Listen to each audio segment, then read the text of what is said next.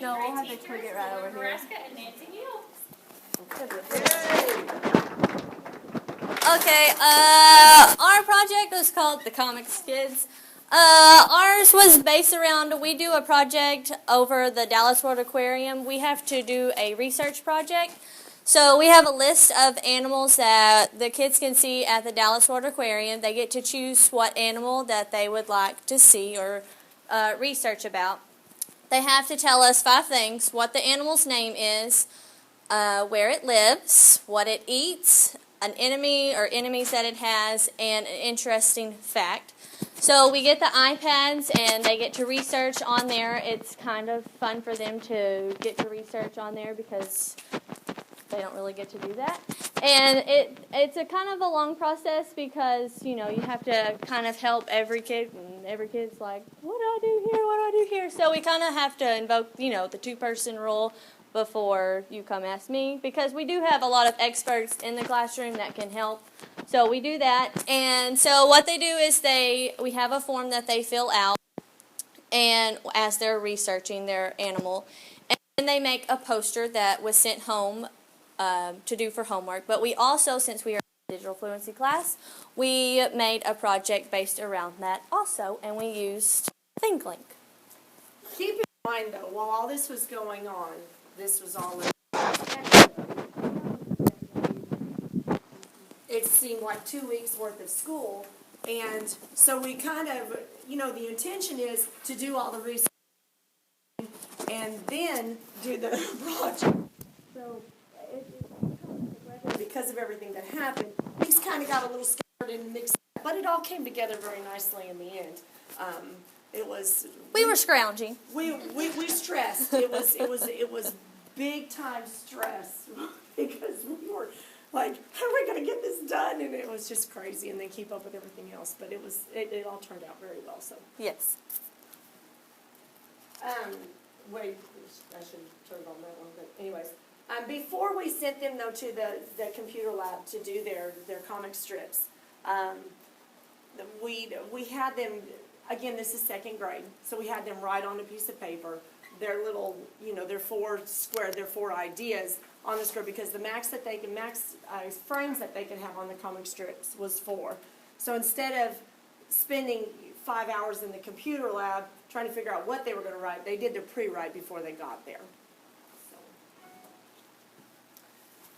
So, and there they are, and they had so much fun. It was just, when we finally got everybody in and everybody accessed and everybody kind of signed in, honestly, truly, I can speak for my class, I don't know about Lauren, but we got them on the website and turned them loose.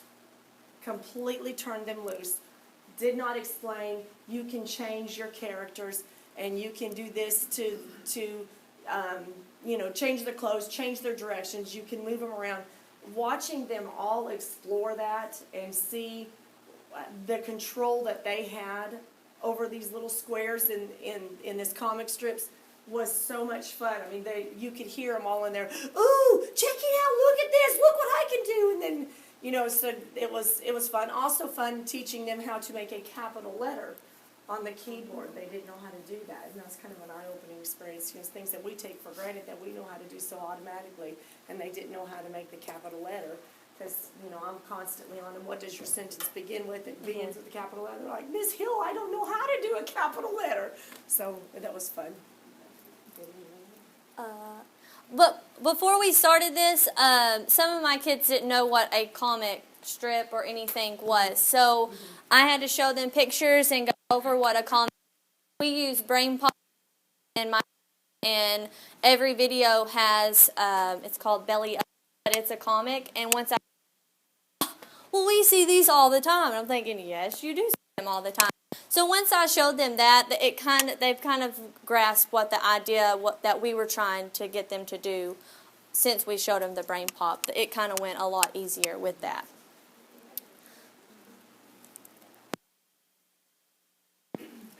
We linked this project to the open house, that Lauren already said. And so during open house, we had everybody's comic strip was on a Think Link. We had taken a class picture, and so parents and children were able to come up and click on their child's picture and then see their comic strips. And then also we emailed those comic strips to each one of the parents so the parents could have a copy of it as well.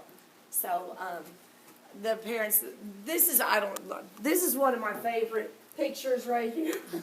This is the most precious child for you that are in A.C. Williams, and that you see that baby in your classroom, you're gonna think you died and went to heaven. But she's so funny. When she saw it, she was like, "That is just the coolest thing I've ever seen." She was so excited to see that on there. So.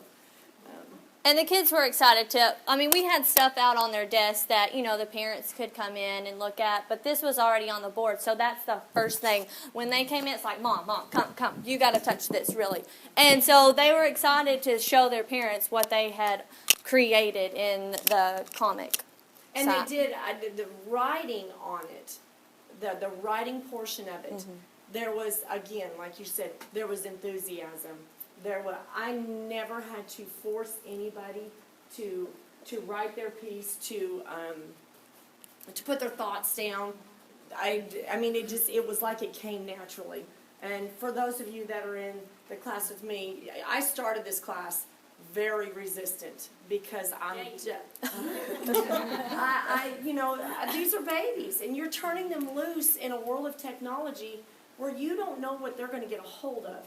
And it scares the snot out of me. It does. It scares me so bad. I don't want these kids to be exposed to something, especially if they're under my care. And I take it very, very personally. I take it very, very seriously. But when I saw what I saw on just this little Foursquare and the improvements, never had to ask, never had to, I never had to beg, never had to, it just like it was just natural to them. And for them to put something that they had done on paper and be able to put it in a digital world, words just can't explain. And for 7 and 8 year olds, it was pretty awesome. So that's why it's important for teachers to know and to be the guide in the classroom so you can teach them how to use it, because they're going to find it anyway. Right. So you have to know, you have to be the monitor and control. Right. It was awesome. Here is the actual Think Link. This is my class. I just did mine first just because it's there. This little one right here is dyslexic. And she was so excited about hers that she started on it immediately right after school, and she redid and she redid and she redid. She doesn't struggle with writing per se. She is labeled dyslexic, but she's a self-motivated. She wants to do. She wants to learn. She wants to be a part of it. I thought she did such a cute job on her little comic strips. And we did some editing together. Again, this was another one. How do you make that capital letter? Miss Helen? I don't know how to make the capital letter. They were so cute. This little guy right here, to get him to write anything in class, anything, almost his name, and that's what he did. So I thought that was pretty cool. It was nice not having to fight with them to get it to be done. They enjoy doing it, so it was fun. Okay. Yes. What's that that they did the comic book? It's Make Beliefs Comics. I don't know why they put the S on the end of that. With an X at the end. It's not comics. comic, it's comics. And they can have there's 2 boxes to 4 boxes. There's a ton of characters that you can use, different message bubbles. The characters, each character has 4 or 5 different character settings, I guess you could say. And I mean, they had fun just looking well, how'd you get that one? And then they would go change it on theirs, and then they would have something that the next friend wants. Well, now I want that one. Where'd you get that one? So, I mean, they were all engaging and collaborating with each other.